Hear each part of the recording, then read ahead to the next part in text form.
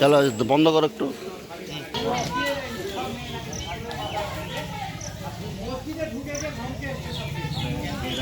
ওর বাড়িতে একটা মেয়ে মারা গেছে, বুঝছেন?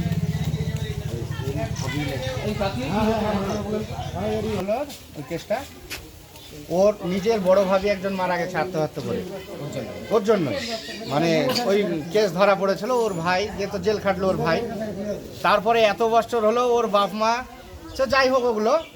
আমার মেয়ের বয়স হলো 12 বছর, ওর সঙ্গে আরও সব জড়িত আছে, সব মাদ্রাসায় যায় স্কুল থেকে এসে।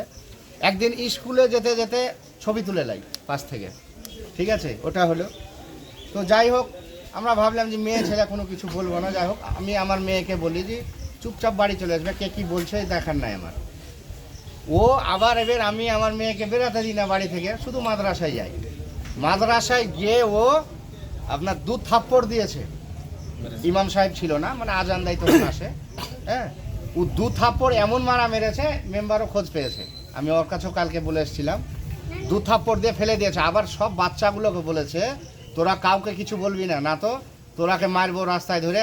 আর আমার মেয়েকে বলেছে, তোকে যদি তুই কাউকে বলিস আর আমাকে ভালো না বাসিস, তাহলে তোকে আমি কোনো সময় উঠিয়ে নিয়ে যা মুখে অ্যাসিড দিয়ে দেবো, নাহলে মেরে ফেলে দেবো।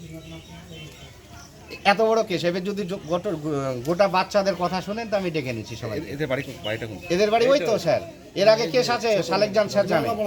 কি নাম বলো? ওর নাম হচ্ছে আসগার, ওর বাপের নাম হচ্ছে জয়দুল শেখ। হ্যাঁ, ছোটন বিরিয়ানি বালার বাড়ির সামনে। ওনার ফ্যামিলি বেরাতে পারে না, আমাকে কালকে ছোটনও বলেছে যে এত নোংরা।